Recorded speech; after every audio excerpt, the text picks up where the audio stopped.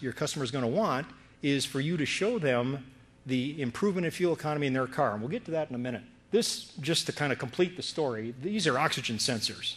And all cars have two of them now. They used to have just one. And these control the engine. And this came back as a customer complaint also. And lo and behold, it was red. It was red on the outside, and the catalyst, which is zirconia, was shiny silver and 100% active. We had oxygen sensors tested by the manufacturer, and the red oxygen sensor tested as equally effective as the top 5% of the manufacturing range of oxygen sensors.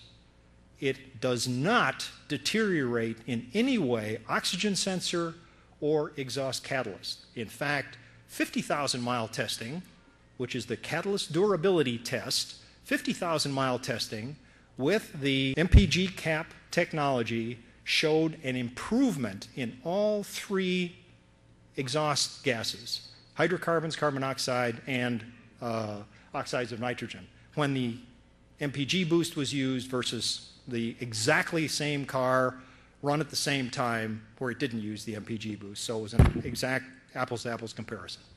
Improves catalyst performance, does not deteriorate spark plug or oxygen sensor performance. Red is good. We like red, right? Okay.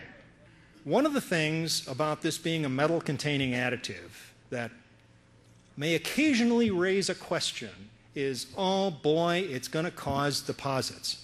This happens to be an exhaust valve out of a heavy-duty diesel, and this exhaust valve, as you see it here, is red, amazingly enough. It has had 250,000 miles of usage, 100% treated with MPG Boost, the liquid product. It's actually a slightly different product because it's for diesel.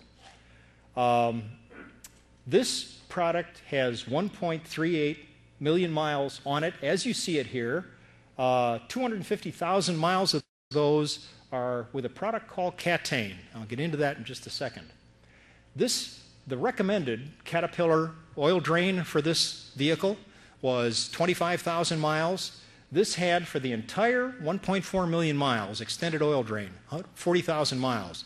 It should be really, one of the places that extended oil drain should show up is on the exhaust valve because of all the excess garbage that comes up from the dirty oil.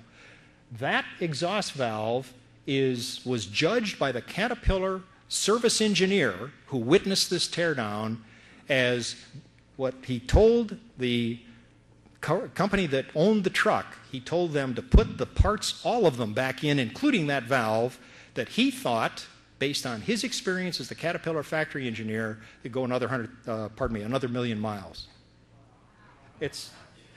There is no possibility. Yeah. I had to throw that in. My job. Thank you. This product, the active iron catalyst, you saw it was 60 angstroms. An atom is 5 angstrom. One atom, 5 angstrom in diameter. It's 60 angstrom, so it's a pile of maybe 10 atoms. That is, you can't see it. What you see with the red coating is the optical effect of that uniform nodule structure. But it cannot build up on itself. I have tried. I bought a car, I put a massive overdose in and repeated it over and over again, trying to destroy the engine. I couldn't. I couldn't destroy the engine. It did show increasing lube oil consumption. I would not recommend under any circumstances that people routinely overdose this product because it is capable long-term of causing some deterioration. It basically accelerates aging. That's all it does. But it does it not by doing a deposit. I could not force any deposition in cylinder or in the valves. So it cannot deposit on itself. And that's the point of showing this. No deposit, which is normally considered with other materials that don't give catalytically active deposits, that is a problem. It's not a problem with this product. Prove it. I've been working with this technology for 37 years. I am convinced that multi-level marketing is the absolute correct way for this to be sold for automotive gasoline.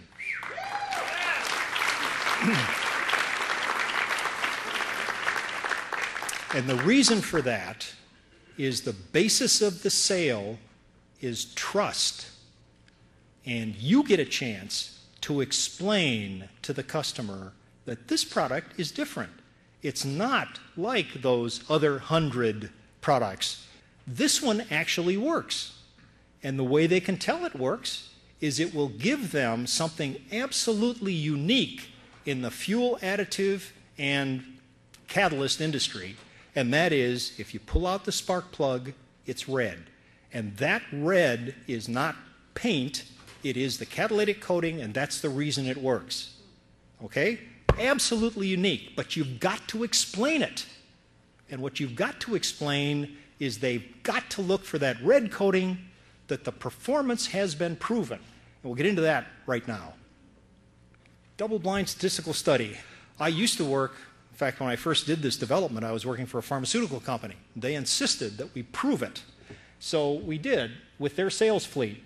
And it was done in 1973, 270-car national sales fleet. That means that the cars were operated by salesmen all over the United States. And we split that fleet into 3 groups. One had what's called a placebo, which means that they got a sample of a liquid that looked just like the other 2 liquids, but it was nothing but a solvent, could do nothing to improve fuel economy. The second one had a detergent in it that cleans up the fuel system. Back then, that was thought to be important, so we wanted to see what a detergent did. And then the MPG boost formulation in the third. And these were randomly selected, and this is as close as the random selection could get the baseline fuel economy. Not very good. That was, in fact, fleet average back in 1973. And then they did a 1,380-mile dose at a single concentration to condition the engine, and then the final 4 weeks showed with the placebo, the solvent that could do nothing, it showed nothing. No change, less than 1%. The detergent, which maybe should have done something, that's what Shell sold up in Canada as their mile per gallon gasoline. I don't know if any of you saw that. They ran the ad campaign for about 6 months trying to sell what the laboratory tests, EPA's test, what the laboratory test said was 3%. It did absolutely nothing on highway. Very, very typical. MPG boost, amazingly enough, 9.3%. We did another test in 1995. The full fleet of 1,600 units, and this is the percent change month by month in fuel economy. And this block is when they used 1 month of the MPG boost at the conditioning, and then 3 months with the normal usage rate. And what you see is it bounced up to 10%, and then they stopped using it. Does anybody here remember why this stuff works? Anybody remember?